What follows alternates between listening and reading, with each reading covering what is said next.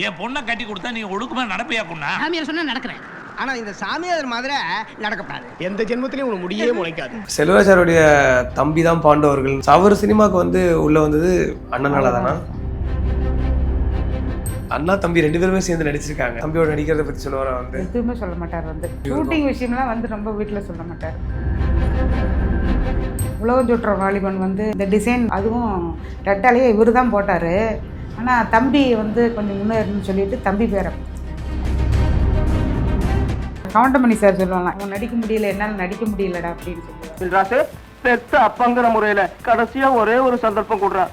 இவன் என்ன பைத்தியக்காரன்னு சொல்றான்ல. பொண்ணு கல்யாணத்துக்கா சத்யராஜ் வந்தார், ஏவிஎம் சரவணன் வந்தார், சிவகுமார், ரவிக்குமார் சார் வந்தார், ரஜினி சார் வரல. அவர் கையெழுத்து நல்லாயிருக்கும். எம்ஜிஆர் ஃபஸ்ட்டு சட்டசபையில் என்னென்ன பண்ணுவேன்னு பேசினாராம். மற்றவங்க எழுத்துனா புரியாதான். இவர் போய் நைட்டு 12:30 வரைக்கும் எழுதி கொடுத்துட்டு இருந்தார். ரொம்ப நின்றுக்கிட்டே ஷூட்டிங் பண்ணுவார் இல்லைங்களா, கால் வலி அதிகமாகிடுச்சு. உள்ள கொண்டு போனதுமே ஹார்ட் ப்ராப்ளம் வந்துருக்கு, அங்கேயே உயிர் போயிடுச்சு. பண உதவி தானே தேவைப்படும் வயசான காலத்தில். ஸ்டார் விஜயில் 1:30 முதல் 4 இல்லத்தரசிகளின் நேரம். 90களில் வந்து ரவிக்குமார் சார் தொடர்ந்து தன்னோட படங்கள் நிறைய படங்கள்ல வாய்ப்பு கொடுத்துருக்கிறாரு. அது எப்படி நடந்துச்சு அவங்களுக்குள்ள? ஏன்னா அவரோட படங்கள்ல நடிச்ச பல கதாபாத்திரங்களும் ரொம்ப பாப்புலர் அவரோடது. பவை சண்மி ஆகட்டும், நட்புக்காக நிறைய படங்கள் இருக்கு. படையப்பா வந்து இப்போ 25 வருஷம் கழிச்சு இப்போ மறுபடியும் மறுவெளியிட்டு பண்ணாங்க.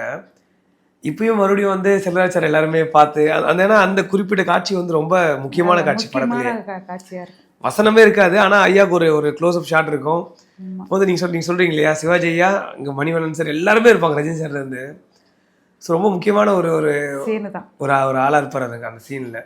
அதை பார்த்துட்டு யாராவது உங்கள் சொந்தக்காரங்க எதாவது பேசினாலும் இந்த படம் நல்லா ஓடிட்டு இருக்கு. அது யாரும் எதுவும் சொல்கிறாங்க. PL தேனப்பன் அவர்கள் தான் வந்து படத்துடைய ப்ரொடக்ஷன் மேனேஜராக இருந்தாங்க. படம் வெளியீட்டுக்கு முன்னாடி வந்து அதில் நடித்த எல்லாருக்குமே கூடுதலாக பணம் கொடுத்ததா வந்து சொன்னாங்க. ஸோ உங்களுக்கும் நடந்தது அது இல்லை? பேசின தொகை இல்லாமல் கூடுதலாக அது ஷூட்டிங் பேட்டில் கொடுக்குறது, அதுக்கு இல்லாமல் லாஸ்ட்டாக கொடுத்தது 60,000 கொடுத்தாங்க. அவர் நிறைய கதாபாத்திரங்கள் பண்ணியிருக்காருல்ல, உங்களுக்கு ரொம்ப மனசுக்கு நெருக்கமான கதாபாத்திரம் எது சொல்லுவீங்க? காமெடி தான். அந்த கோயஸ் சரளா கூட நடித்தது பிடிக்கும். சின்ன வாத்தியார் அதுதான் பிடிக்கும். காதோரம் லோலாக்குன்னு சொல்லிட்டு. ஆனால் அந்த படத்தில் நிறைய சீன்ஸ் வருவார் இல்லையா, அது ஒரு மொத்த ட்ராக்குமே கூட இருப்பார். எங்க சின்ன ராசால வந்து பாக்கியராஜ் சாருக்கு அப்பாவாக நடிச்சிருப்பாங்க. சில ஒரு குணச்சித்திர கதாபாத்திரம் அது. பாக்கியராஜ் சாருக்கும் அவருக்குமான பழக்கம் பற்றி ஏதாவது தெரியுமா உங்களுக்கு? எல்லா படமும் 2 வேஷம் கொடுப்பாரு. நான் ரவிக்குமார் சார் மாதிரி கொடுக்கல. அதிகமாக கொடுத்தது ரவிக்குமார் சார் தான் கொடுத்தாரு. எப்படி எதனால நடந்துச்சு அது? ரவிக்குமார் சார் எவ்வளோ பேர் இருக்காங்க, பட் ரவிக்குமார் சார் தொடர்ந்து வந்து அது இவரோட வேலை செஞ்சு அவர்கிட்ட அவ்வளோ பெரிய ஆளுகிட்டே எவ்வளோ வேலை செஞ்சுருக்காரு, அப்போ அவருக்கு எவ்வளோ திறமை இருக்கும் அப்படின்னு நினச்சாரா எனக்கு தெரியல. ஆனால் அவரோட படங்களில் வந்து அண்ணா தம்பி 2 பேருமே சேர்ந்து நடிச்சிருக்காங்க. செல்வராஜ் சாரும் சரி, பாண்டு சாருமே சரி. அதை பற்றி வந்து சொல்லுவாரா? தம்பியோட நடிக்கிறத பற்றி சொல்லுவாரா? வந்து எதுவுமே சொல்ல மாட்டார். வந்து தம்பியோட நடிக்கிறதுக்கு சொல்ல மாட்டார். குணச்சித்திர கதாபாத்திரங்கள் பண்ணியிருக்காங்க, இருந்தாலும் நகைச்சுவை கதாபாத்திரங்கள் வந்து ஒரு சீன் தான் வருவார், ஆனால் வந்து ஸ்கோர் பண்ணிட்டு போயிடுவார். குறிப்பாக சொல்லணும்னா வந்து இப்போ சின்ன வாத்தியார் வந்து எல்லாருக்குமே கோவிசர்லா அவங்களுடைய அப்பா வர்றது வந்து காது கேளாதவங்க 2 பேருமே. கவுண்டமணி சார் சொல்லுவாங்க, என்னால் அவன் நடிக்க முடியல, என்னால் நடிக்க முடியலடா அப்படின்னு சொல்லுவார். பல படங்கள் 2 பேர் சேர்ந்து நடிச்சிருக்காங்க. அதாவது வந்து கவுண்டமணி சாரமாகட்டும், செல்வராஜ் ஐயாவும் சரி, நிறைய படங்கள் பண்ணியிருக்காங்க. ரொம்ப ஃபேமஸான காமெடிகள். இப்போ தேடி நன் வந்தது, பெரிய மருது, அந்த ஹோட்டலில் போய் சாப்பிட்ற சீன் வந்து இன்னைக்கு வரைக்குமே அவ்வளோ பாப்புலர். அது மைசூர் போண்டா வைக்க முடியாது பாரு. கரெக்ட். அரண்மனை காவலன் அதெல்லாம் வந்து ஒரு சீன் தான் வருவார், ஆனால் பிரமாதப்படுத்தியிருப்பாரு. ஸோ அவங்களுக்குள்ள பழக்கம் எப்படி கவுண்டமணி சாருக்கும் செந்தில் சாருக்கும்? ஷூட்டிங் விஷயம்லாம் வந்து ரொம்ப வீட்டில் சொல்ல மாட்டார். தனிப்பட்ட முறையில் பழக்கம் உண்டா? வீட்டுக்கு வர்றது அந்த மாதிரி அதெல்லாம் யாரும் வரமாட்டாங்க. இவர் யாரும் போவாங்க போறாரான்னு தெரியாது. யாரும் அங்கே எங்கள் வீட்டுக்கு வந்ததில்லை. ராஜேந்திர வரைக்கும் 2 தடவை வந்திருக்கிறார். ராஜேந்திரன் மட்டும் 2 தடவை வந்திருக்காரு. அந்த ஆரம்ப காலத்தில் வீட்டுக்கு 2-3 தடவை வந்திருக்காரு. சின்ன கதாபாத்திரம் தான் நான் குடும்பமானவரே பண்ணியிருக்காரு. ஆனால் அந்த ஒரு சீன் வந்தால் கூட வந்து மனசில் நின்றோம். ஏன்னா இப்பயுமே இந்த வீடியோ பார்க்குற எல்லாருக்குமே ஐயாவோட முகமும் சரி, பேரும் சரி நல்லா பரிச்சயம். ஆனால் ஒரு முழு நீள ஒரு கதாபாத்திரமா இல்லைன்னா வந்து ஒரு முக்கியமான ஒரு கேரக்டரா அப்படின்னா பண்ணதில்லை. இவர் டைரக்டராகவே அசிஸ்டண்டாகவே இருந்துட்டதுனால இவர் அதுலேயே கடைசி வரைக்கும் பார்க்கணும், டைரக்டர் ஆகணும்னு தான் அவருக்கு வெறியாக இருந்தது.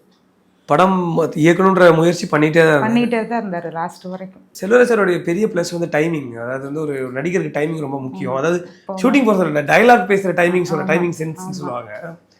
இப்போ அவரோட படங்கள் ரவிக்குமார் சார் படங்கள் எடுத்துக்கலாம். இப்போ நட்புக்காக ஆகட்டும், இது பிறந்த விட பகுதியில் ஒரே ஒரு டாக்டர் ஒரே ஒரு சீன் வந்துட்டு போவார். தேடி நைன் வந்ததில்லை. நிறைய படங்கள் வந்து கவுண்டமணி சாரோட அந்த காம்பினேஷன் எல்லாம் ஒரு சின்ன டயலாக் தான் இருக்கும். ஆனால் வந்து அது குபீர்னு சிரிப்பு வந்துடும் பார்க்கும்போதே நமக்கு. இது இயல்பு வாழ்க்கையில் நிஜ வாழ்க்கையில் எப்படி சார் வந்து ரொம்ப நகைச்சுவையான ஆள் தானால எப்படி அவர் சைலண்ட்? நீங்கள் சொன்னீங்க படையப்பால் இருக்கிற மாதிரி அமைதியாக இருப்பாருன்னு சொன்னீங்க. நீங்கள் அது எப்பவுமே அப்படி இருப்பாரா இல்லை இந்த நகைச்சுவை குணம் எப்பவுமே ஜாஸ்தியாக பேசுவார்? நல்லா பேசுவார். ஆனால் அவர் சிரிக்க மாட்டார்.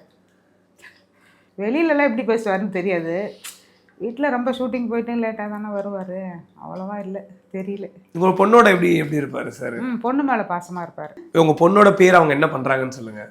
பிஎஸ்சி படிச்சிருக்காங்க, ஹவுஸ் ஒய்ஃபாக தான் இருக்காங்க. பேர் கலைச்செல்வின்னு எம்ஜிஆர் தான் வச்சார். அவர் தான் பேர் வச்சார். இப்போ உங்களுடைய கல்யாணத்துக்கே வந்து இப்போ எம்ஜிஆர் சார் நடத்தி வச்சாங்க. நாகேஷ் ஐயா, நம்பியார் ஐயா, லக்ஷ்மி அம்மா, மனோரமாவும் வந்திருந்தாங்களே கல்யாணத்துக்கு. அதில் மனோரமா அதுக்கு வரல. பொண்ணு கல்யாணத்துக்கு எல்லாரும் வந்தாங்க. யார் யாரெல்லாம் வந்திருந்தாங்க பொண்ணோட கல்யாணத்துக்கு? பொண்ணு கல்யாணத்துக்கா சத்யராஜ் வந்தார், ஏவிஎம் சரவணன் வந்தார், சிவகுமார், ரவிக்குமார் சார் வந்தார். ரஜினி சார் வரல. அவர் ஒரு ராகவேந்திரா போட்டோ அனுப்பிச்சி விட்டுட்டு வாழ்த்து சொல்லிட்டாரு. உதவி இயக்குனராக இருக்கும்போதே ஒரு பெரிய குடும்பத்தையே நம்ம பார்த்துக்கிட்டோம். 250 ரூபா சம்பளத்துலன்றது ரொம்ப கஷ்டமான விஷயம். கல்யாணத்துக்கு அப்புறமும் இந்த மாதிரி சின்ன சின்ன கதாபாத்திரங்கள் பண்ணதுனால அப்போ எல்லாம் அவங்க அண்ணன் தம்பி எல்லாம் தனித்தனியாக போயிட்டாங்க. அப்போ நாங்கள் மட்டும்தான். இப்போ பொருளாதாரம் வந்து கொஞ்சம் சிரமமாக தான் இருந்தது. எப்படி சமாளிச்சாரு? வந்து சமாளிச்சிட்டாரு. அப்போ நாங்கள் 3 பேர் தானே, பொண்ணு குழந்தை நாங்கள் தானே. எல்லாரும் தம்பியெல்லாம் அப்புறம் வெளியில் போயிட்டாங்க. அப்போது அக்கா குடும்பத்துக்கு கொஞ்சம் ஹெல்ப் பண்ணுவார். இந்த இதுலேயும் ஹெல்ப் பண்ணுவார். செல்வராஜாருடைய தம்பி தான் பாண்டவர்கள்ன்றது நிறைய பேருக்கு தெரியும் பார்க்குறவங்களுக்கு. ஸோ அவர் சினிமாவுக்கு வந்து உள்ளே வந்தது அண்ணனால தானா? தம்பியும் வந்து திருப்பி சினிமாக்குள்ளே வராங்க, பாண்டு சாராக வராங்க, அண்ணா ஆல்ரெடி இருக்காங்க அப்படின்றது இருக்குது. தம்பியை வந்து இவர் தான் சினிமா உள்ளே சேர்த்தார்.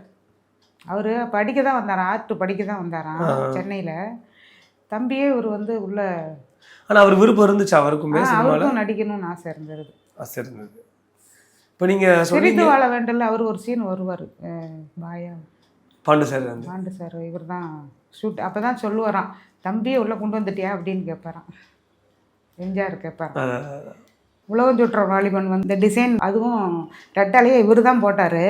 ஆனால் தம்பி வந்து கொஞ்சம் முன்னேறுன்னு சொல்லிட்டு தம்பி பேரை கொடுத்துட்டாரு. ஆனால் அது ரெட்டால் வரைஞ்சதும் உலகம் சுற்று வாலிபன் சொல்லிட்டு பாட்டு புஸ்தகம் அந்த இது இருக்கும். அதெல்லாம் ரொம்ப நாள் வச்சுருந்தோம் அந்த புக்கெல்லாம்.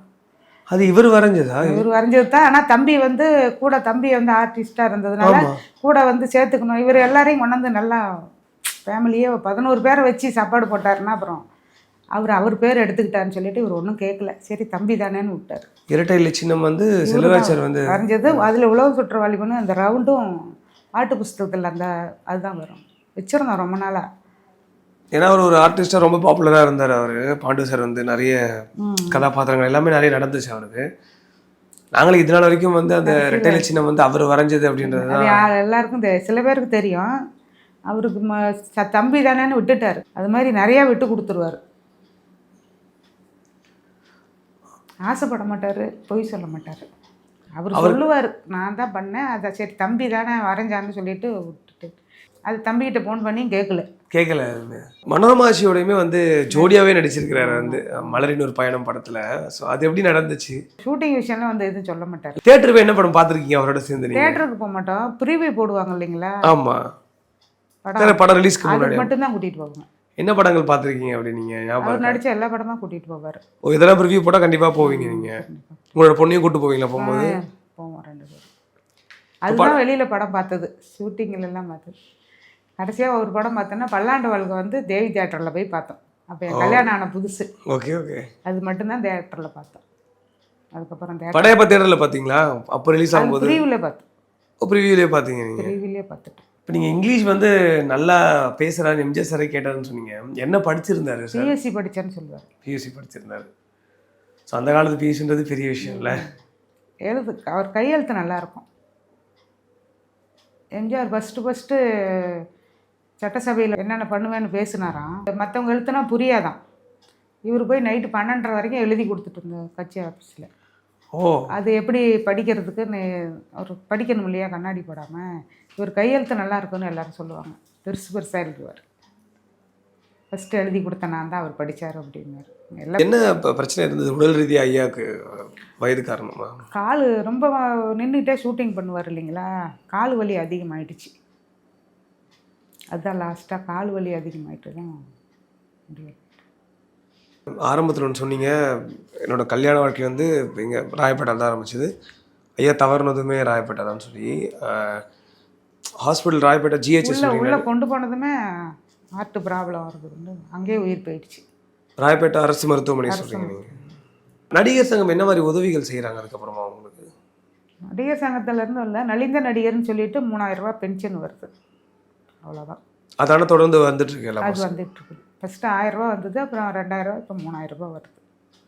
அதை தாண்டி அவருக்கு வந்துக்கிட்டு இருந்தது, அது அப்படியே எனக்கு ட்ரான்ஸ்ஃபர் பண்ணியிருக்காங்க. ஐயா இருக்கும்போது அவருக்கு அப்புறம் எனக்குன்னு வந்தது. இடிச்சபுடி செல்வராஜ் அப்படின்ற பெயரும் சரி முகமும் சரி தமிழக மக்கள் எல்லாருக்குமே நல்லா தெரியும். அவர் 80 90களில் படம் பார்த்து 2000 பார்த்து எல்லாருக்குமே தெரியும். அப்படி இருக்கும்போது என்ன அவங்க குடும்பம் என்ன பண்ணுறாங்க, என்ன நிலைமை இருக்காங்க, எதுவும் நிறைய பேர் தெரியாது. அது ஆரம்பத்தில் சொன்னவங்க கிட்ட இந்த பேட்டி மூலமாக தமிழக அரசாங்கத்துக்கோ இல்லைனா வந்து நடிகர் சங்கத்துக்கோ இந்த பேட்டி மூலமாக நீங்கள் வைக்கிற கோரிக்கை என்ன? அரசாங்கமும் உதவி பண்ணலாம். அவர் இவ்வளோ பெரிய நடிகராக இருந்து இவ்வளோ வயசில் இருந்தாருன்ட்டு நடிகர் சங்கமும் ஏதாவது உதவி பண்ணலாம். பண உதவி மாதிரி கேட்குறீங்களா இல்லை என்ன மாதிரி நீங்கள் எதிர்பார்க்குறீங்க? பண உதவி தானே தேவைப்படும் வயசான காலத்தில், அதுதான் தேவைப்படும். நடிகர் சங்கம் ஏதாவது ஹெல்ப் பண்ணால் நல்லாயிருக்கும். ஏன்னா ஒரு 3 சங்கத்தில் இருந்து எதுவுமே உதவி வரல.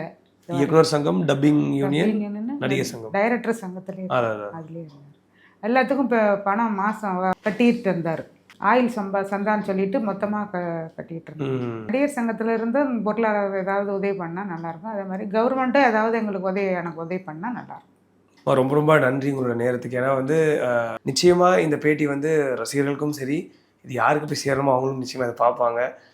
ரொம்ப ரொம்ப நன்றி உங்கள் நேரத்துக்கு. ரொம்ப நன்றிமா. ஸ்டார் விஜயில் 1:30 முதல் 4 இல்லத்தரசிகளின் நேரம்.